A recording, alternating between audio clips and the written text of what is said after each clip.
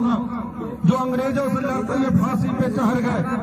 आप लोगों को मैं बताना चाहता हूं कि वह भगत सिंह का पुनर्जन्म हुआ है कन्हैया जी के तौर पे, और जो अंग्रेजों से आजादी दिलाए थे, आज एनडीए से, मोदी से, नीतीश कुमार से आपको आजादी दिलाने के लिए आजादी के दूत, आप लोग इनको आजादी के गाना से जानते हैं, और ये आज आजादी के संदेश लेकर आजादी के अग्रदूत बनकर आपके बीच में आए हैं युवा साथी कन्हैया कुमार।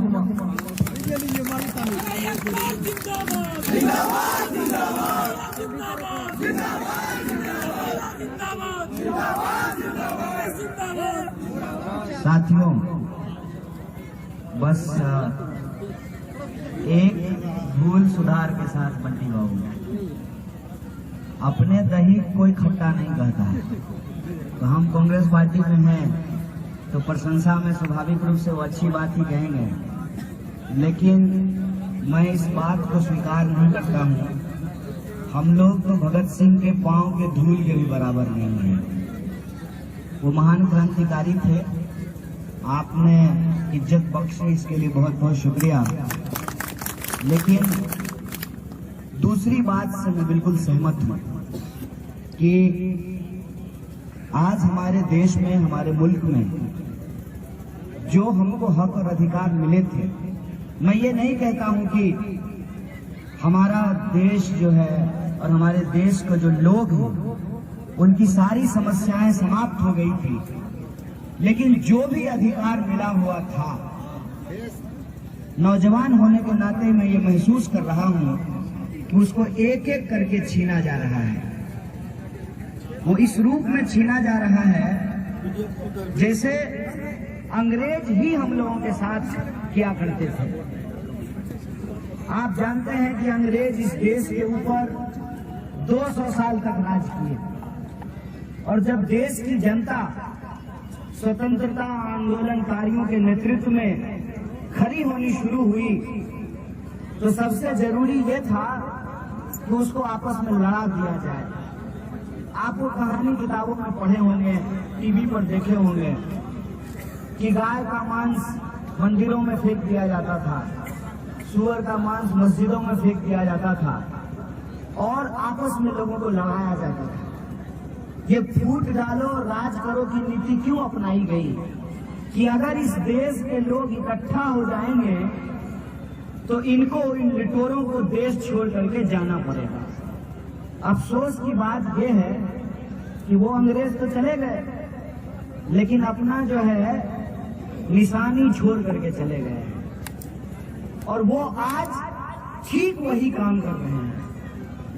जब देश के लोगों को इस बात की चिंता होनी चाहिए कि वैकेंसी नहीं निकल रही है, वैकेंसी अगर निकलती है तो एग्जामिनेशन हॉल में पहुंचने से पहले ही प्रश्न पत्र आउट हो जाता है, परीक्षा कैंसिल हो जाती है। अब बताओ भैया, नौकरी नहीं होगा तो ब्याह होगा? जीवन शुरू ही नहीं होता। ये बिहार के लोगों की सबसे बड़ी समस्या है कि उनको पढ़ने के लिए बाहर जाना पड़ता है, काम करने के लिए बाहर जाना पड़ता है, इलाज कराने के लिए बाहर जाना पड़ता है। छोड़ दीजिए, नैका दुल्हन को लेकर के हनीमून मनाने के लिए भी बाहर जाना पड़ता है। ये मुद्दा है। देखिए कितना खूबसूरत पहाड़ी है आपके सामने, कितना बढ़िया जगह है। इसको भी तो शिमला मनाली जैसा बनाया जा सकता था ना, काहे नहीं हमारे बिहार में शिमला मनाली बना है। ये मुद्दा है लोगों का, लेकिन इस पर चर्चा नहीं होगी। चुनाव जब आएगा, अरे झूठ ही बोल दो। हम लोग हाट में यहाँ पे खड़े हैं, सामने सब लोग आलू बेच रहा है। किसी भी आलू को खरीदने जाइएगा तो कोई कहेगा कि मेरा आलू खराब है, मत खरीदिए। कम से कम झूठ ही तो बोल दो। चुनाव में कम से कम सच बोलो। क्या गुनागणित कर रहे हैं? कौन जात का वोट कितना है, तिलक वाला वोट कितना है, टोपी वाला वोट कितना है, यही गिनती हो रहा है ना। महाराज, हम लोग इंसान नहीं हैं, हमारे अपने कोई मुद्दे नहीं हैं, हमारा कोई सवाल नहीं है। जिस इलाके में हम रहते हैं उस इलाके की कोई समस्या नहीं है। और जो लोग आपसे वादा करके गए थे, जीत करके सालों साल से सरकार में हैं, तो आपके घर पर जब आते हैं, आप जाइएगा मंत्री के घर पे तो पहले कुत्ता मिलेगा, दरवाजा के बाहर लिखा रहता है कुत्तों से सावधान। समझ में नहीं आता है कि इंसान चुने थे कि कुत्ता चुन लिए थे। जब आपके घर पर आया है तब तो कम से कम उससे पूछिए, ऐसा है कोरोना में मर रहे थे तो नहीं आया कोई मंत्री। जब पैदल 1000 किलोमीटर चल करके आ रहे थे तो कोई बिस्लरी का बोतल लेकर के नहीं खड़ा हुआ कोई मंत्री। जब ऑक्सीजन का सिलेंडर नहीं मिल रहा था तब कोई मंत्री फोन नहीं उठा रहा था। छोड़िए मंत्री का पीएम मंत्री से ज्यादा भारी नेता होता है, वो नहीं फोन उठा रहा था। चुनाव आया है तब लोग जो है धूल फेंक रहे हैं। नहीं, अब बिहार में शराबबंदी है और बगल में देवघर है। दिन में जो है वादे ही वादे और शाम में देवघर में इरादे ही इरादे, नहीं है ना? ये आप देख रहे हैं, आपके बीच में ये हो रहा है। तो आपके बीच में ये आ रहे हैं तो ये क्यों आ रहे हैं? क्योंकि आपको इस देश के संविधान में, इस देश के जो महान लोग थे जिनकी ये धरती है, ये धरती है श्री बाबू की, ये धरती है बनारसी बाबू की, ये धरती है राजेंद्र बाबू की, और वो लोग समाज के लिए लड़ते थे। उन लोगों ने लड़ करके सब लोगों को बराबर बनाया। कहा कि ये भाई, मंदिर में जाने वाला का भी वोट एक होगा और नमाज पढ़ने वाला का भी वोट एक होगा। यही हिसाब किताब है ना। मोटका वोट एक, पतरका वोट एक, मौगी वोट एक, मर्दाबाद वोट एक, यही बराबरी है ना। और ये जो आपको अधिकार मिला है, इस अधिकार के चलते ही 5 साल में ही सही, वो तो दुर्घटना घट गई कि उपचुनाव हो रहा है, नहीं तो हंसता हुआ नूरानी चेहरा तो 5 साल में ही नजर आता। तो आपके बीच जो ये अधिकार आपको मिला है, उस अधिकार का हम इस्तेमाल कहाँ करें?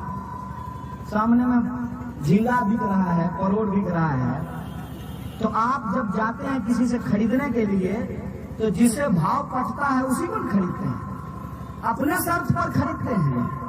सब आएगा और कहेगा कि हमारा माल बहुत बढ़िया है, लेकिन आप अपने पॉकेट के माल के हिसाब से खरीदिएगा। तो आप हमको सोच करके बताइए कि आपका मुद्दा क्या है, इस पर विचार करके हमको बताइए। देश को इन्होंने हर एक माल का दुकान बना दिया है। रोटी बेले वाला बेलना लेगा 10 रुपया, ढील मारे वाला कंघी लेगा 10 रुपया, बउआ खेले वाला खिलौना लेगा 10 रुपया। क्या नहीं बेच रहे हैं? अब पूरन खटोला लेवे 1000 करोड़ में, एयरपोर्ट लेवे 100 करोड़ में। आप सोचिए कि आप रोज किन चीजों से जूझ रहे हैं। मुझे तो कई बार सोच करके लगता है, पेट्रोल पंप पे जाइए और ऐसा लगेगा कि पेट्रोल गाना गा रहा है डीजल के लिए, चलो दिलदार चलो 100 के पार चलो। ये आपका मुद्दा है। इन मुद्दों पे कोई बात नहीं होती।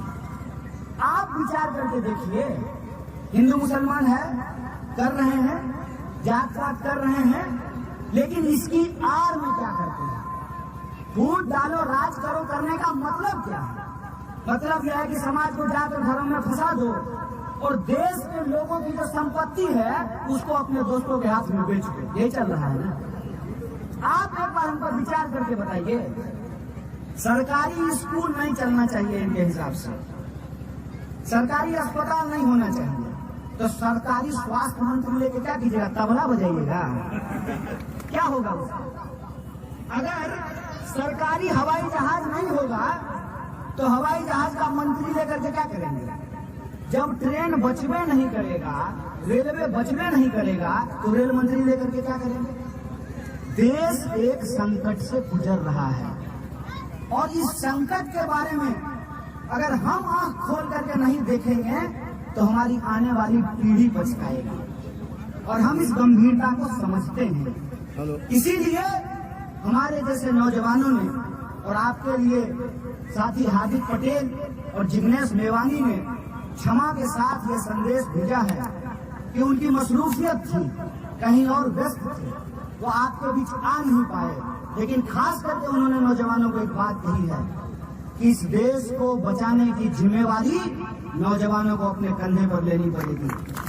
नौजवानों के जोश और बुजुर्गों के होश की जरूरत है हमको, उनके अनुभव की जरूरत है हमको। इसको मैं इसलिए कह रहा हूँ कि इस गंभीरता को ध्यान में रख करके ही हम लोग उस पार्टी का दामन थामे हैं कि जो पार्टी कहते हैं ना, जाके पैर न फटे विवाही वो का जाने पीर पड़ाई, जो आजादी के लिए कुर्बान नहीं हुए हैं, जिनके घर में आजादी के आंदोलन का पेंशन नहीं आया है ना, वो नहीं जानते हैं कि आजादी के लिए लड़ने की कुर्बानी क्या होती है, उसका दर्द क्या होता है, बलिदान क्या होता है, त्याग क्या होता है। इसीलिए हम लोग देश की सबसे पुरानी और सबसे बड़ी विपक्षी पार्टी के साथ आए हैं कि जो पार्टी देश को आजादी दिलाई है वही पार्टी आजादी को बचा भी सकती है। इस बात को हमको अपने दिमाग में डाल लेना चाहिए। मन में कोई शंका, कोई धरी धोखा हमको नहीं होना चाहिए। और हमारा मुद्दा क्या है, बिल्कुल साफ है। चुनाव है तब भी बोल रहे हैं, चुनाव से पहले भी बोल रहे थे और चुनाव के बाद भी बोलेंगे कि देश की जनता के लिए रोजी रोटी, कपड़ा, मकान, शिक्षा, स्वास्थ्य, सड़क, बिजली, पानी और तमाम लोगों का आत्मसम्मान उसका बुनियादी सवाल है। अगर राजनीति होगी तो लोगों के हित की राजनीति होती, जनहित की राजनीति होगी। यही हमारा मुद्दा है और यही मुद्दा हम आपके बीच लेकर के आए हैं। जब मैं यहाँ इस महान भूमि पर आया हूँ, ये बिहार के प्रथम मुख्यमंत्री श्री बाबू की भूमि है, तो एक पत्रकार ने हमको कहा कि गठबंधन टूट गया, तो मेरे मन में एक शेर आया, एक टहनी टूटकर पतवार बनती है, एक चिंगारी दहक कर अंगार बनती है, जो सदा रौंदी गई मिट्टी समझकर मिट्टी वही एक दिन मीनार बनती है। जिसको आप कमजोर समझ रहे हैं, आपको तय करना पड़ेगा कि आपकी मजबूती किसमें है। दुकान में जाकर के जैसे तय करते हैं ना, कौन ऐसा आरओ है जो कहता है कि हम शुद्ध पानी नहीं देते हैं, कौन ऐसा दवाई का दुकानदार कहेगा कि हम नकली दवाई बेचते हैं। लेकिन आपको नकली और असली का फर्क समझना पड़ेगा।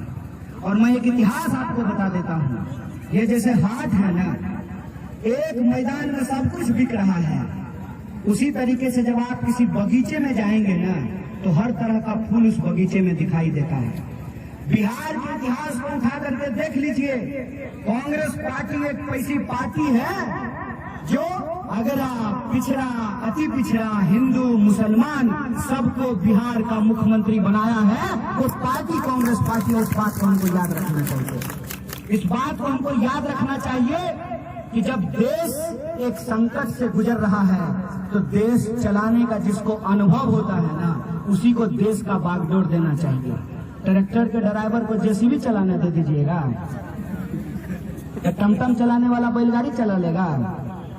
जो देश बनाया है वही देश के दर्द को समझता है।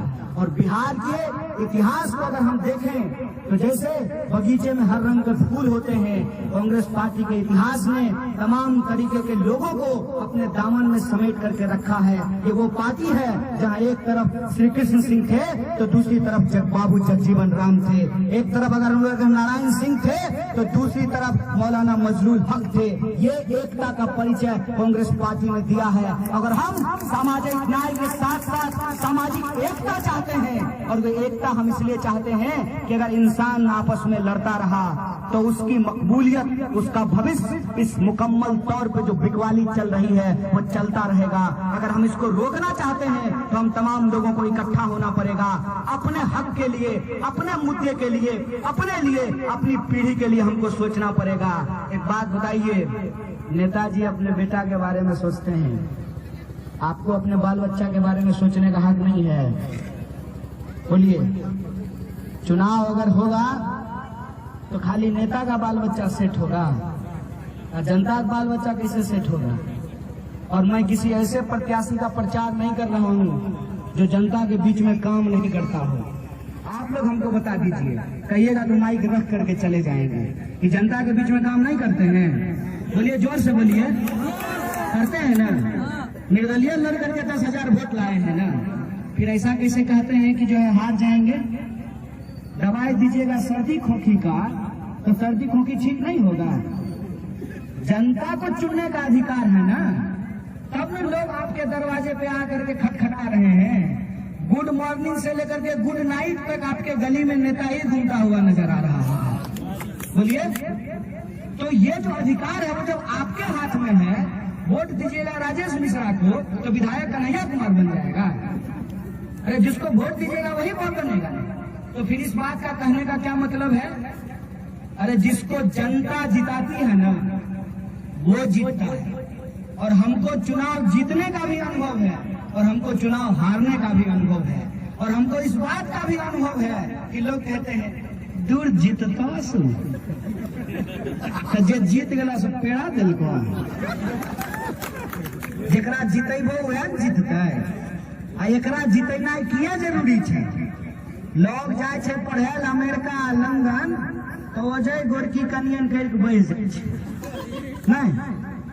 ये साहब लंदन गए पढ़ने के लिए और पढ़ करके वापस तारापुर आए हैं अपने लोगों के लिए काम करने के लिए। उस समय नहीं सोच रहे थे कि चुनाव लड़ेंगे, लेकिन जब काम कर रहे थे तो उनको एक बात समझ में आई कि मेरे पास लोटा में पानी है तो वो लोटा लेकर के लोगों की खिदमत कर रहे हैं, तो बाल्टी थमाइए ना ताकि बाल्टी लेकर के लोगों की खिदमत कर सके। जब अपनी बदौलत ये 10,000 लोगों को कंप्यूटर की शिक्षा से जोड़ सकते हैं, बुजुर्गों का इलाज करा सकते हैं, कई ऐसी लड़कियों को गोद लेकर के उसको पढ़ाई लिखाई करवा सकते हैं। और एक बात सोच करके देखिएगा ना, बबूल के पेड़ पर आम का फल देखे हैं कभी? अगर हम समाज में तरक्की चाहते हैं तो हमको लंदन से पढ़ करके आया हुआ प्रत्याशी चाहिए ना, कि कल को हमारा नौजवान भी लंदन